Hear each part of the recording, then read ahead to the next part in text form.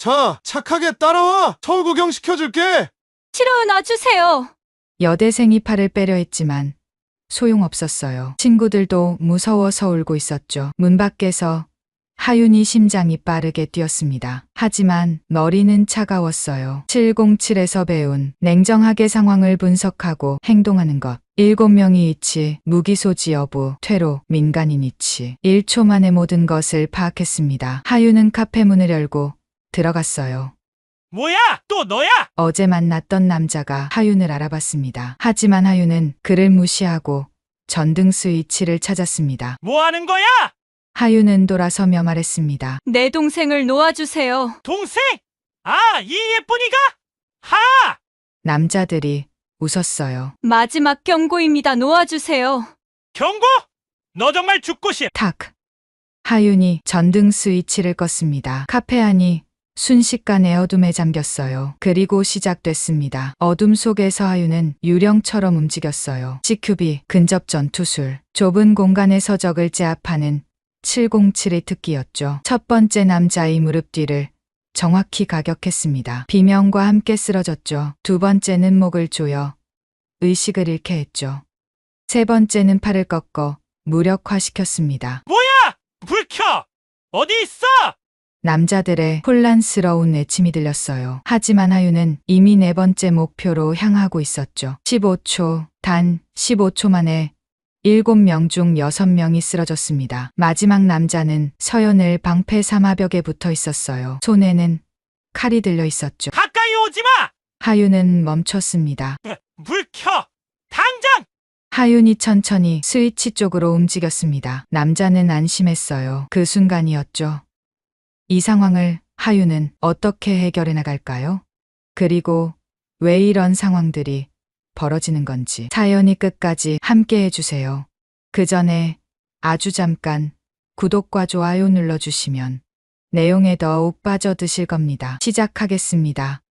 군용 배낭을 어깨에 맨 하윤은 버스에서 내려섰습니다. 8년 만에 고향이었죠. 청송군짐 보면 이곳에서 태어나고 자란 하윤에게는 모든 것이 익숙했습니다. 하지만 지금은 뭔가 달랐어요.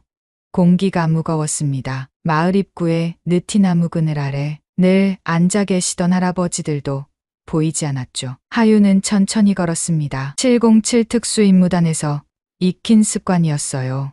주변을 살피며 걷는 것, 위험을 미리 감지하는 것. 이상해. 마을 입구 공터에 검은색 고급 외제차 세대가 주차되어 있었습니다. 번호판은 서울이었죠. 이런 차들이 이곳에 올 이유가 없었어요. 하윤이 눈썹이 살짝 찌푸려졌습니다. 하윤아, 익숙한 목소리에 고개를 돌렸어요. 마을 슈퍼를 운영하는 김아주머니였습니다. 하지만 평소의 밝은 표정이 아니었죠. 불안해 보였습니다. 아주머니, 안녕하세요.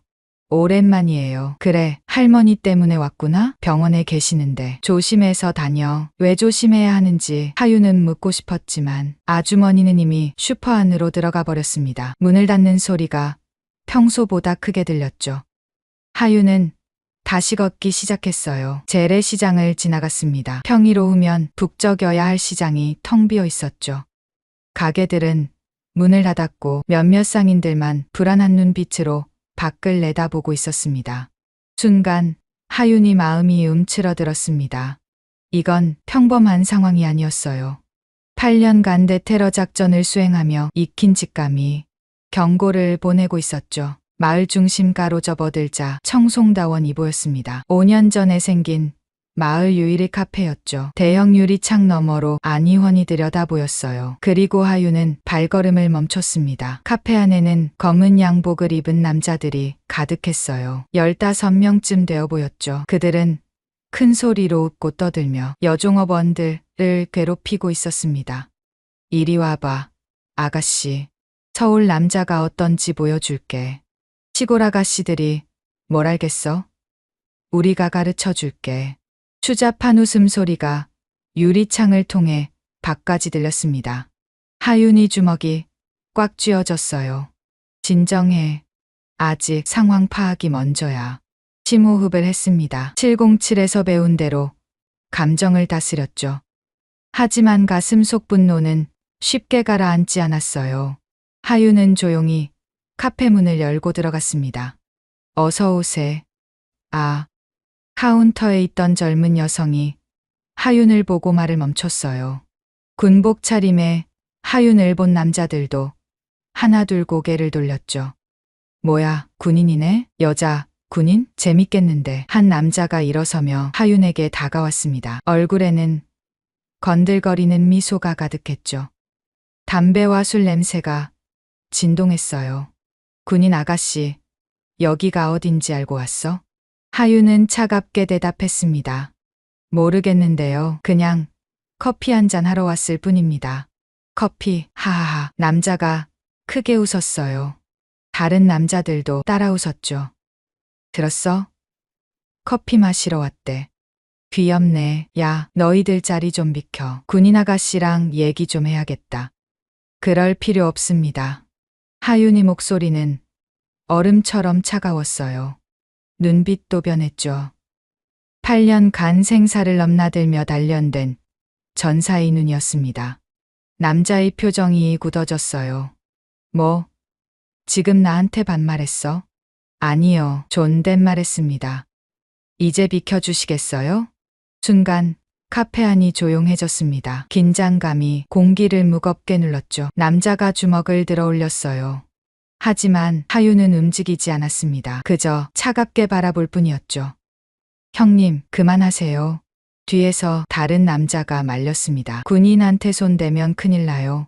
특히 여자 군인은 더요. 남자는 씩씩거리며 물러났어요. 오늘은 봐준다.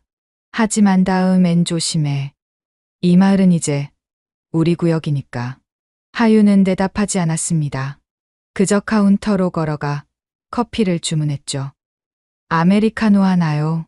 종업원이 손이 떨리고 있었어요. 하윤은 조용히 물었습니다. 저 사람들 누구예요? 태극파라고. 서울에서 온. 종업원은 더 이상 말하지 못했어요. 남자들이 노려보고 있었으니까요. 하윤은 커피를 받아들고 밖으로 나왔습니다. 가슴 속 분노는 더 커졌지만 지금은 할머니를 만나는 게 먼저였죠. 병원은 마을 끝자락에 있었어요. 작은 종합병원이었지만 이 지역에서는 가장 큰 곳이었죠. 병원 로비에 들어서자 익숙한 목소리가 들렸습니다.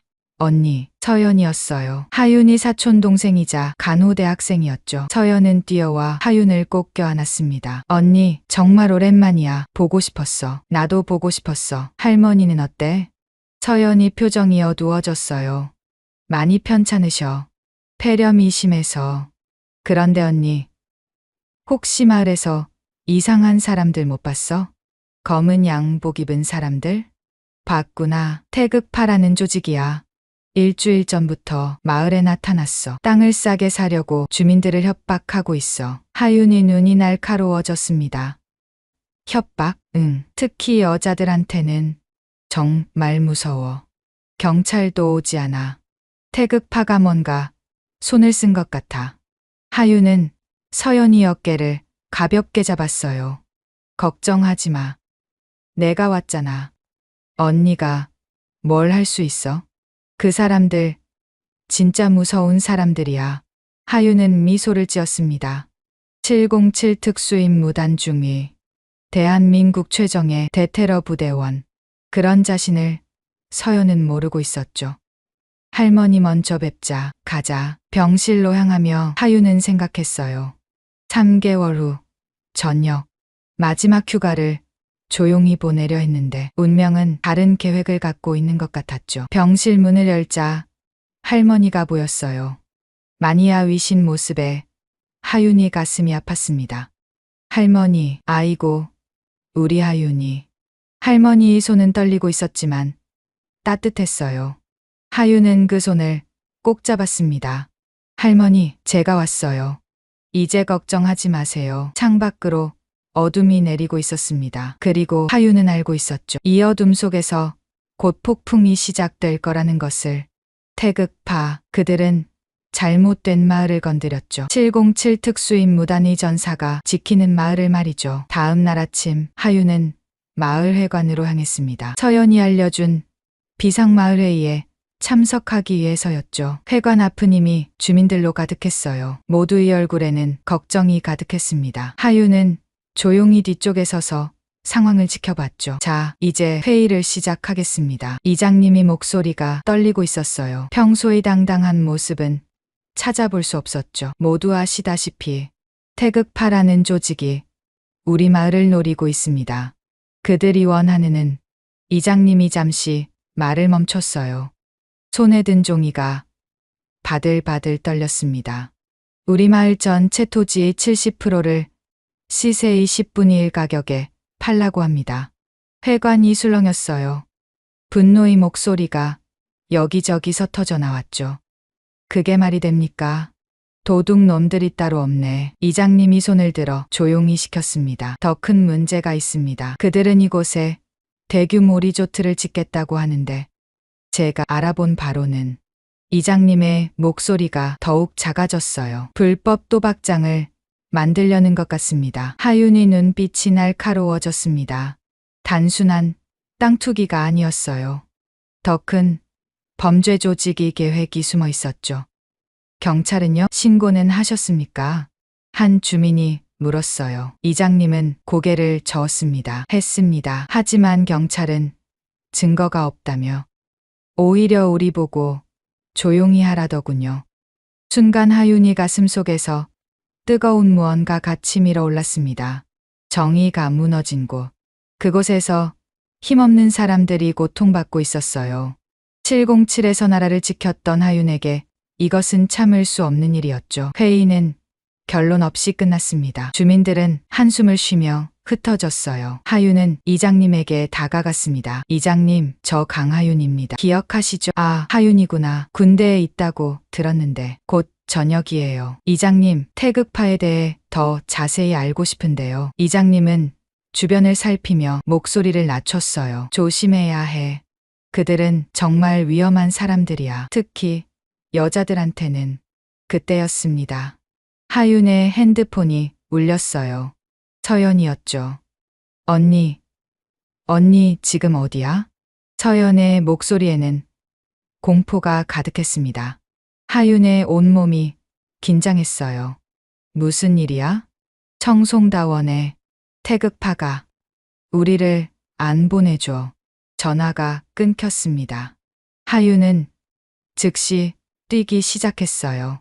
마을회관에서 카페까지는 500m. 하지만 하윤에게는 너무나 긴 거리였죠. 서연아, 조금만 기다려. 카페 앞에 도착했을 때 하윤은 안을 들여다봤습니다. 태극파 조직원 7명이 서연과 친구들 3명을 둘러싸고 있었어요. 서연의 팔을 잡고 있는 남자의 얼굴에는 추잡한 미소가 가득했죠. 자, 착하게 따라와. 서울 구경시켜줄게. 싫어요. 놔주세요. 서연이 팔을 빼려 했지만 소용없었어요. 친구들도 무서워서 울고 있었죠.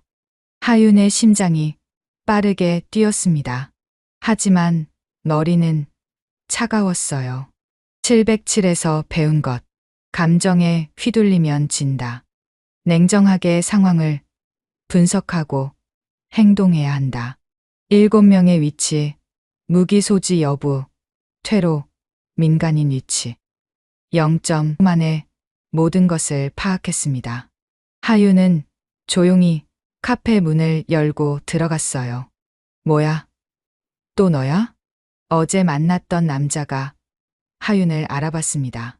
하지만 하윤은 그를 무시하고 카운터로 걸어갔죠. 그리고 전등 스위치를 찾았습니다. 야, 뭐 하는 거야? 남자가 다가왔어요. 하윤은 돌아서며 말했습니다. 내 동생을 놓아주세요. 동생? 아, 이 예쁜이가? 하하하. 남자들이 웃었어요. 하지만 그 웃음은 곧 멈췄습니다. 하윤의 눈빛이 변했으니까요. 전사의 눈, 죽음을 넘나든 자의 눈이었죠.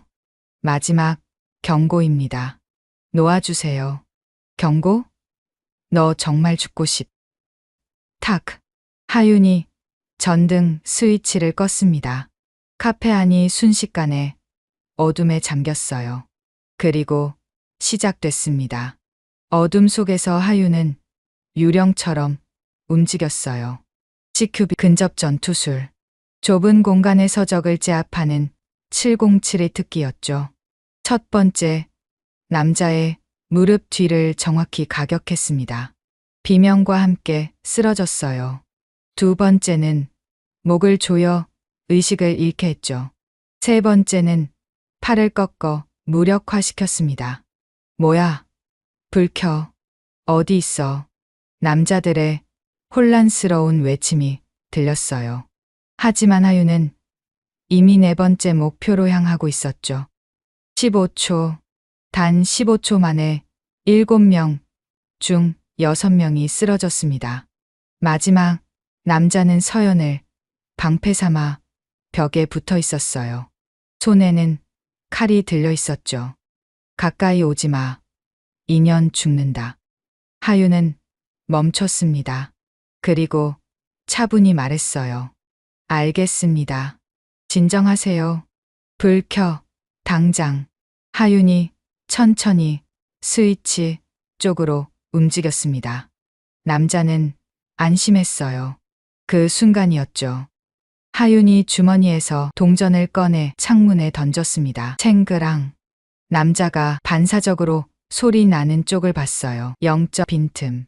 하윤은 그 틈을 놓치지 않았습니다. 순식간에 거리를 좁히고 남자의 손목을 정확히 가격했어요. 칼이 떨어졌고 이어진 무릎 차기에 남자는 쓰러졌죠. 하윤이 불을 켰습니다. 카페 바닥에는 7명의 남자들이 신음하며 누워 있었어요.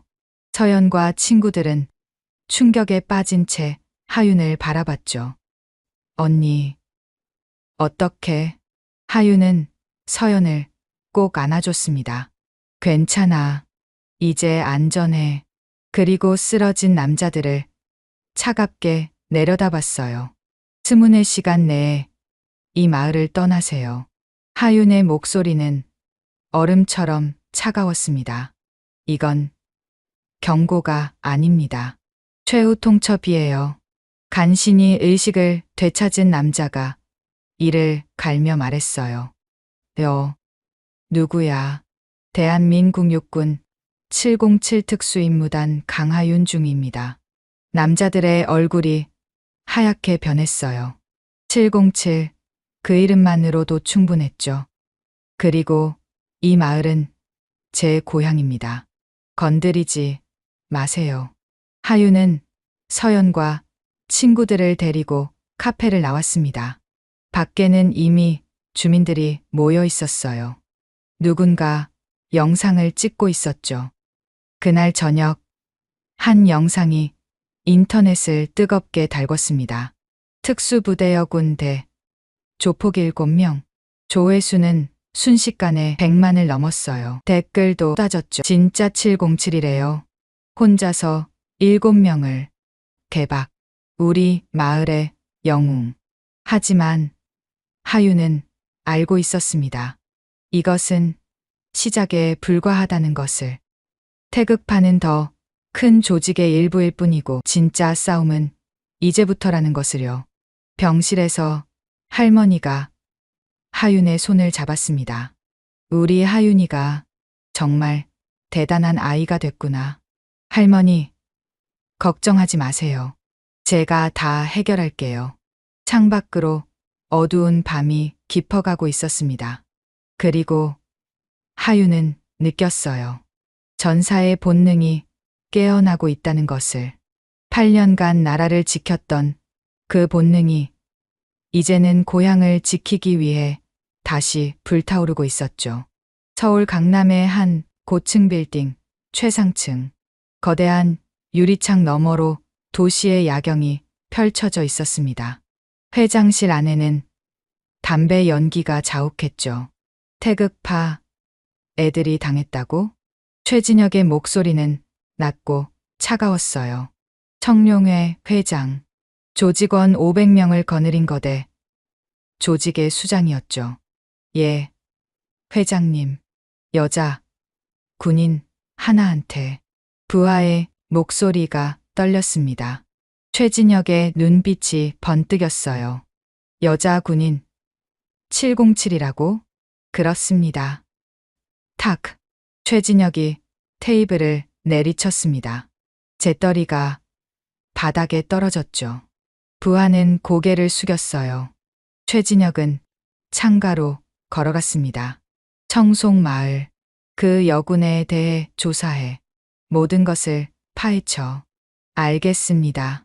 부하가 나가자 최진혁은 전화를 걸었어요. 나야. 청송에 30명 더 보내.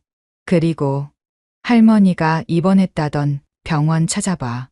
전화를 끄는 최진혁의 입가에 차가운 미소가 떠올랐습니다. 707이든 뭐든 가족을 건드리면 꺾이게 되어 있어. 한편 청송 마을의 하유는 불안한 기운을 느끼고 있었어요. 새벽 4시 하유는 잠에서 깨어났습니다. 8년간의 특수부대 생활이 만든 본능이었죠. 뭔가 이상했어요. 창밖을 내다본 하윤의 눈이 날카로워졌습니다. 병원 주차장에 낯선 차들이 보였어요. 그리고 그 안에 사람들이 있었죠. 할머니를 노리는 건가? 하윤의 주먹이 꽉 쥐어졌습니다. 분노가 치밀어 올랐지만 곧 진정했어요. 침착해.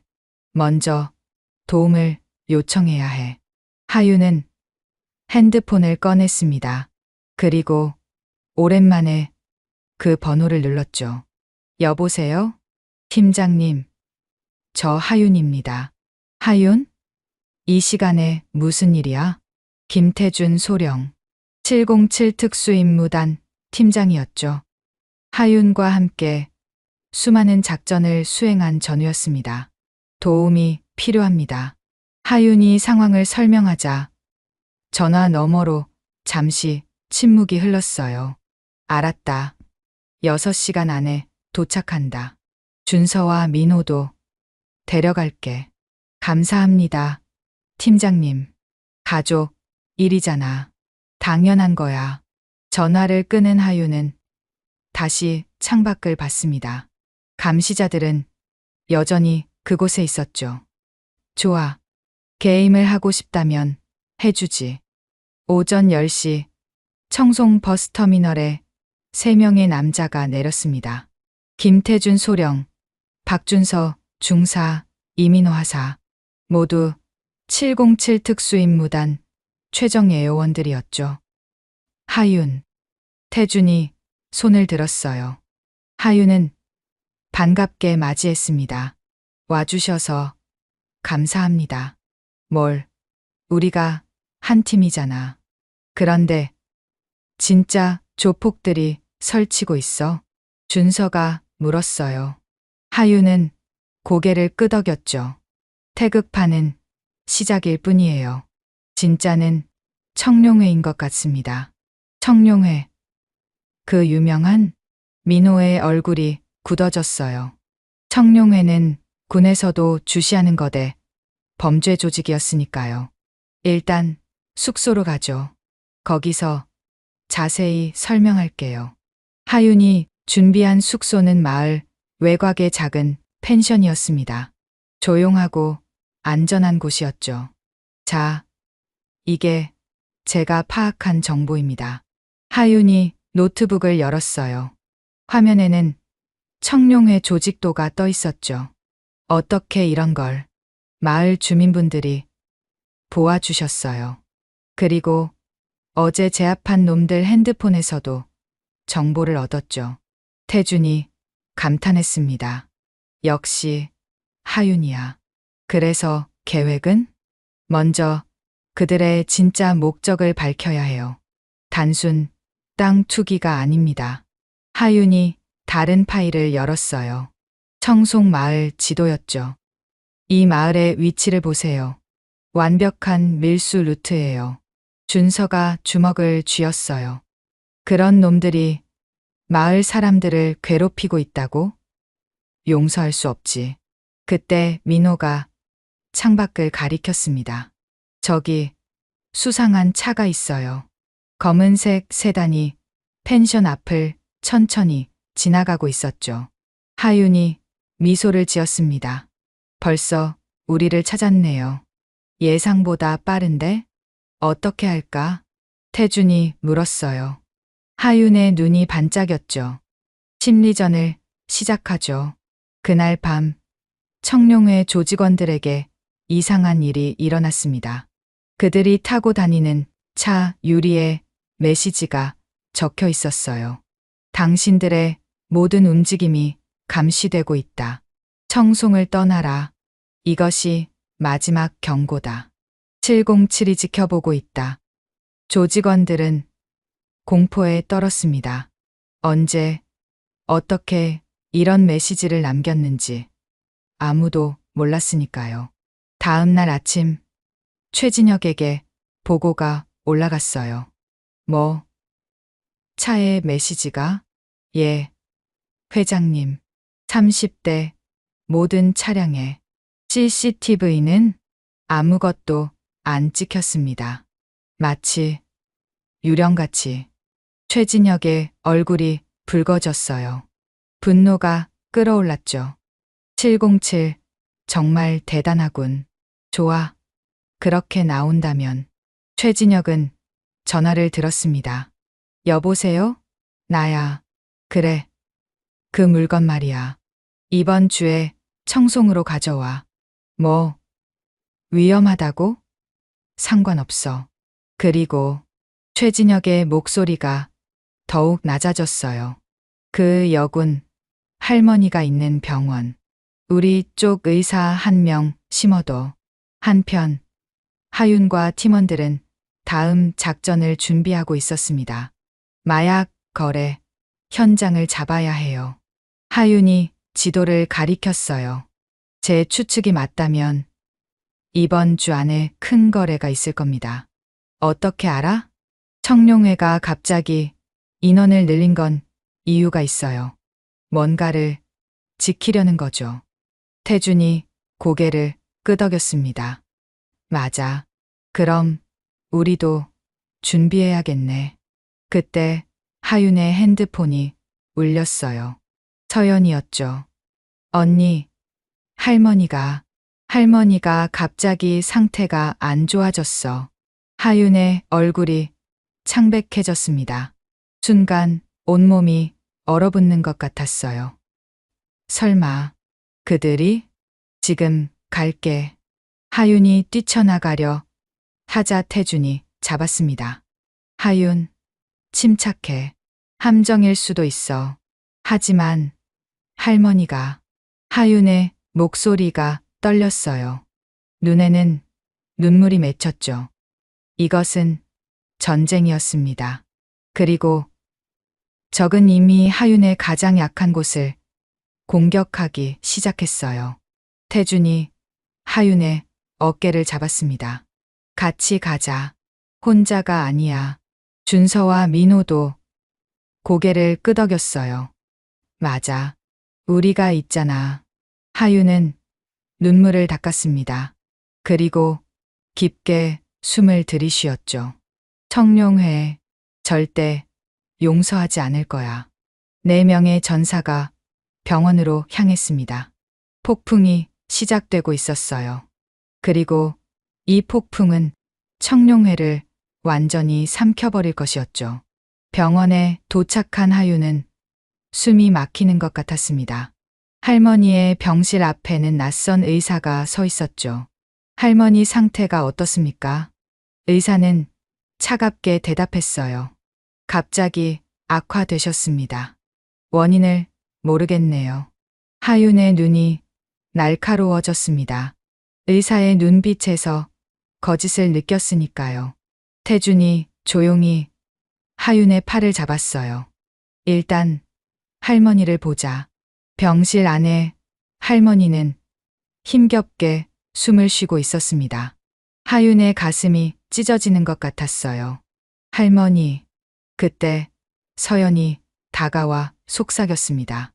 언니, 이상해. 아까까지 괜찮으셨는데. 그 의사가 주사를 놓고 나서 하윤의 주먹이 꽉 쥐어졌어요. 분노가 폭발하기 직전이었죠. 준서가 재빨리 의사를 따라갔습니다. 그리고 5분 후 돌아와 보고했어요. 맞아요. 저 의사 지하 주차장에서 청룡회 조직원과 통화했습니다.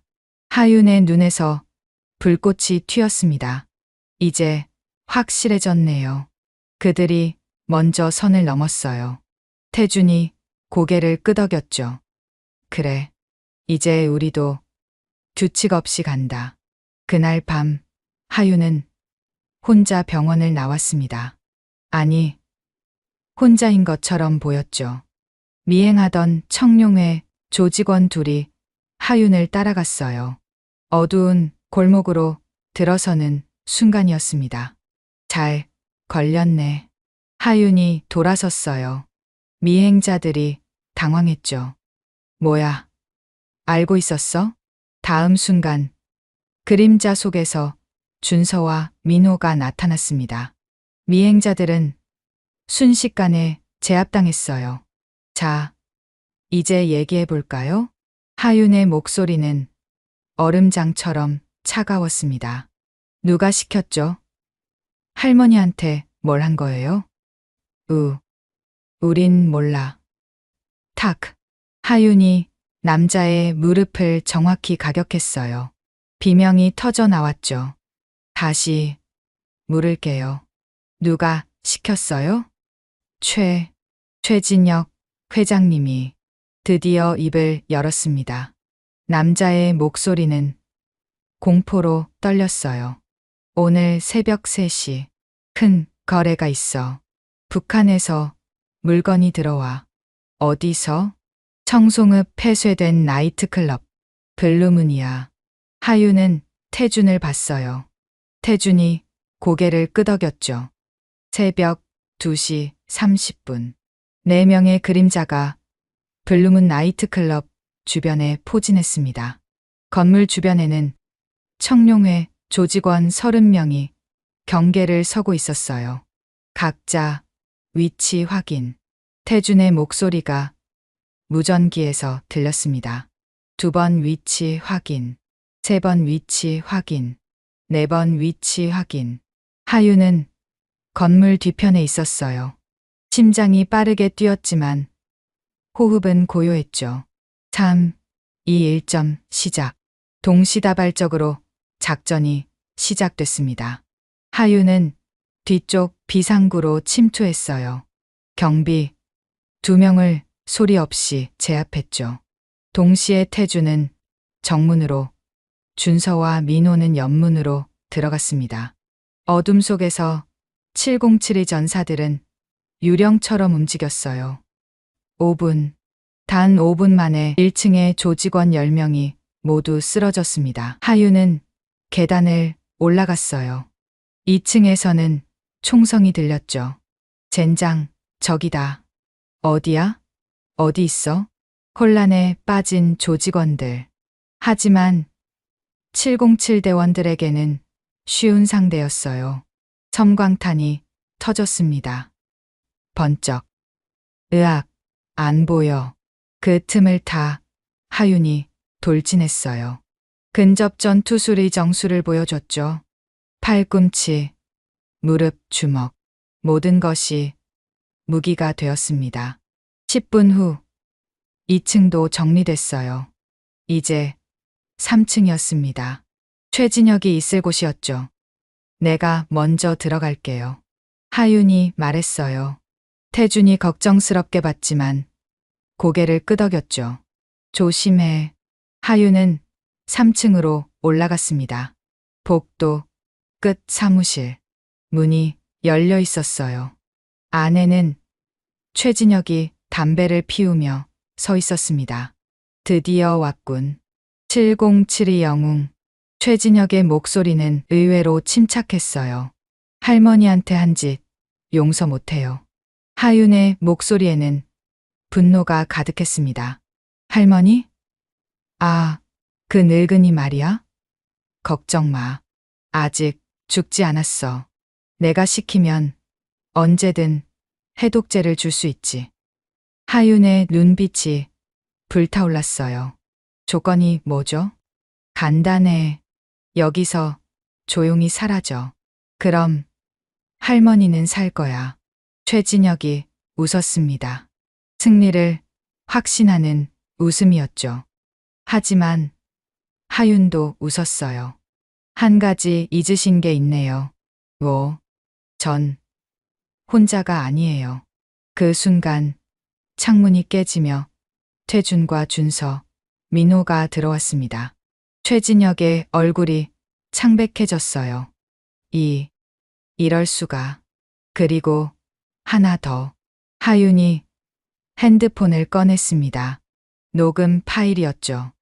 방금 한 말 다 녹음했어요. 할머니를 독살하려 했다는 자백이죠. 최진혁이 주먹을 들어 올렸어요. 인연이. 하지만 하윤은 이미 움직이고 있었습니다. 회전하며 날린 발차기가 최진혁의 명치를 정확히 가격했어요. 최진혁은 숨을 헐떡이며 무릎을 꿇었죠. 너 같은 년이 감히. 전 대한민국을 지키는 군인이에요. 하윤의 목소리는 단호했습니다. 그리고 제 가족을 지키는 손녀이기도 하죠. 쿵. 하윤의 무릎이 최진혁의 턱을 올려쳤어요. 최진혁은 의식을 잃고 쓰러졌죠. 그때 밖에서 사이렌 소리가 들렸습니다. 국정원이다. 모두 무기를 버리고 항복하라. 태준이 미소를 지었어요. 시간 맞춰. 잘 왔네. 하윤은 쓰러진 최진혁을 내려다봤습니다. 분노는 사라지고 안도감이 밀려왔어요. 할머니를 구할 수 있다는 안도감이었죠. 국정원 요원들이 들어와 현장을 정리했습니다. 책상 서랍에서는 마약 거래 장부가 발견됐어요. 북한, 중국과 연결된 거대한 조직이었죠. 강하윤 중위님, 국정원 팀장이 다가왔습니다. 대단한 작전이었습니다. 덕분에 국제마약 조직을 잡을 수 있게 됐어요. 하윤은 고개를 저었어요. 전 그저 가족과 마을을 지켰을 뿐입니다. 새벽 5시. 하윤은 다시 병원으로 돌아왔어요. 의사는 이미 체포됐고 새로운 의료진이 할머니를 치료하고 있었죠. 독소는 거의 빠졌습니다. 곧 깨어나실 거예요. 의사의 말에 하윤은 눈물을 흘렸습니다. 긴장이 풀리자 그동안 참았던 감정이 쏟아져 나왔어요. 할머니, 죄송해요. 제가 더 빨리. 태준이 하윤의 어깨를 두드렸습니다. 잘했어. 정말 잘했어. 준서와 민호도 고개를 끄덕였어요. 이제 다 끝났어. 마을도 안전해졌고 창밖으로 아침 해가 떠오르고 있었습니다. 긴 밤이 끝나고 새로운 날이 시작되고 있었어요. 그리고 하윤은 알았죠. 이것이 끝이 아니라 새로운 시작이라는 것을. 일주일이 지났습니다. 청송 마을은 다시 평화를 되찾았어요. 재래시장엔 활기가 돌아왔고 주민들의 얼굴에는 웃음꽃이 피었죠. 하윤은 할머니 병실에서 사과를 깎고 있었습니다. 할머니는 많이 회복되셨어요. 뺨에도 혈색이 돌아왔죠. 우리 하윤이가 큰일을 했다며? 할머니의 목소리는 자랑스러움으로 가득했습니다. 아니에요, 할머니. 그냥 제가 할 일을 했을 뿐이에요. 겸손은 온 마을이 다 아는데. 할머니가 하윤의 손을 잡았어요. 따뜻한 손이었죠. 자랑스럽다, 우리 손녀. 하윤의 눈가가 촉촉해졌습니다. 할머니의 칭찬이 그 어떤 훈장보다 값졌으니까요. 문이 열리고 서연이 들어왔어요. 언니, 밖에 기자들이 또 왔어.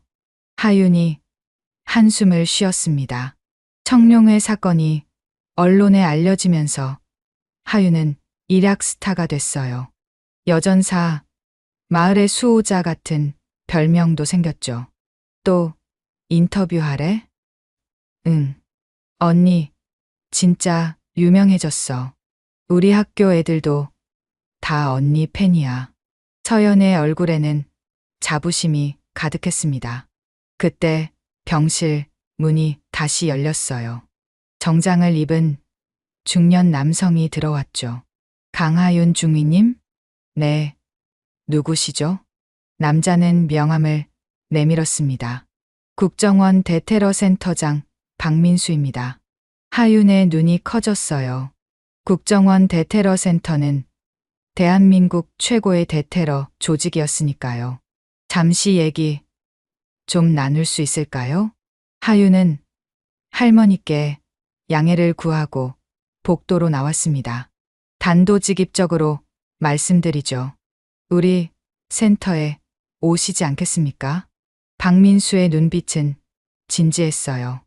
이번 작전을 보고 감탄했습니다. 혼자서 상황을 파악하고 팀을 이끌고 완벽하게 임무를 수행했죠. 과찬이십니다. 아닙니다. 707에서의 경력도 완벽하고요. 무엇보다 박민수가 잠시 멈췄어요. 국민을 지키겠다는 마음이 진짜더군요. 하윤의 가슴이 뜨거워졌습니다. 3개월 후 저녁이시죠? 그때 우리 센터로 오세요. 더 큰 무대에서 더 많은 사람을 지킬 수 있습니다. 하윤은 잠시 생각했어요. 그리고 고개를 들었죠. 시간을 좀 주실 수 있을까요? 물론입니다. 저녁 때까지 생각해 보세요. 박민수가 떠난 후 하윤은 병원 옥상으로 올라갔습니다. 청송의 푸른 산들이 한눈에 들어왔어요. 어린 시절 뛰놀던 들판, 할머니와 함께 걸었던 길들이 보였죠. 더 큰 무대라. 솔직히 마음이 끌렸습니다. 707에서 8년, 이제는 새로운 도전이 필요했어요. 그때 뒤에서 발소리가 들렸습니다. 태준이었어요. 역시 여기 있었네. 팀장님. 태준이 하윤 옆에 섰습니다. 국정원에서 제안 받았다며? 예. 어떻게? 나도 받았거든. 대테러센터 교관직. 하윤이 놀라서 태준을 봤어요. 태준은 미소를 지었죠. 같이 가면 어때? 거기서도 한 팀이 되는 거야. 순간 하윤의 마음이 따뜻해졌습니다. 혼자가 아니라는 생각에 용기가 났어요. 준서와 민호는요? 걔들도 각자 길을 찾았어. 준서는 경찰 특공대, 민호는 해군 UDT로 모두가 새로운 시작을 준비하고 있었습니다. 저녁 마을회관에서는 환송회가 열렸어요. 주민들이 하윤과 707팀을 위해 준비한 자리였죠. 정말 고맙습니다. 이장님의 인사에 박수가 쏟아졌어요. 우리 마을을 구해주셔서 평생 잊지 못할 겁니다. 주민들이 하나둘 다가와 감사 인사를 했습니다. 카페 청송다원의 젊은 사장님도 왔어요. 그날 정말 영화 같았어요. 덕분에 저희가 무사했습니다. 별 말씀을요. 당연한 일을 했을 뿐입니다. 그때 한 할아버지가 다가왔어요. 떨리는 손으로 봉투를 내밀었죠. 이거 별건 아니지만 봉투 안에는 낡은 사진이 있었습니다.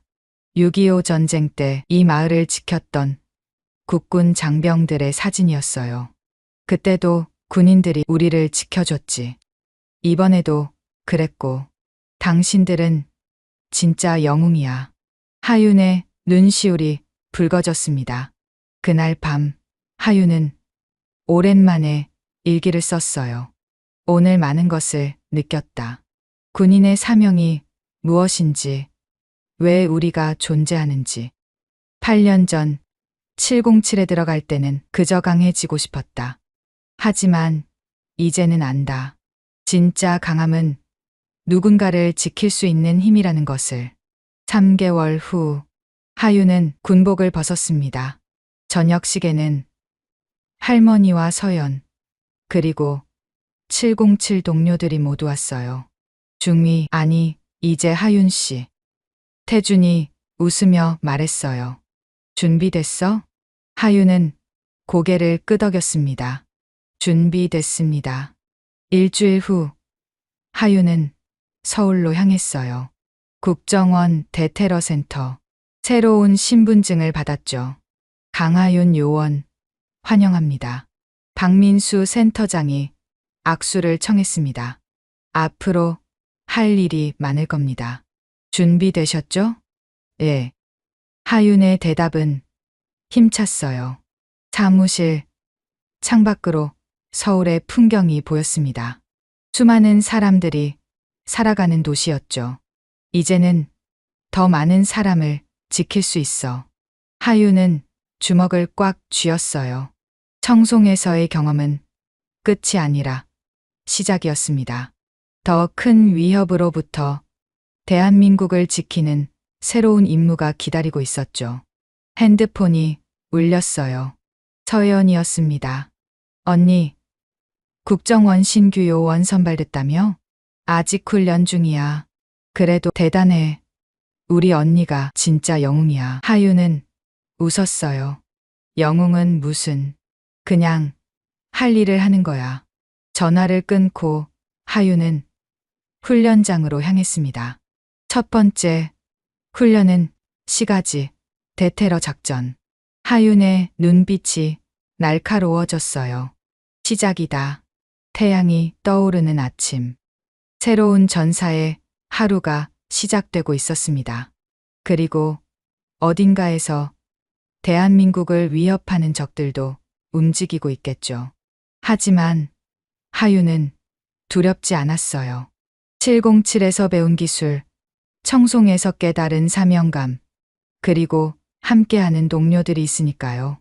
강하윤, 이제 그녀의 진짜 이야기가 시작됩니다. 즐거우셨나요? 하윤의 정의감에 아직 정의감이 살아있을 대한민국을 기대해 봅니다. 재밌으셨다면 구독과 좋아요 눌러주시면 오늘 하루 행복하실 겁니다. 다음에 더 좋은 사연으로 찾아뵙겠습니다. 감사합니다.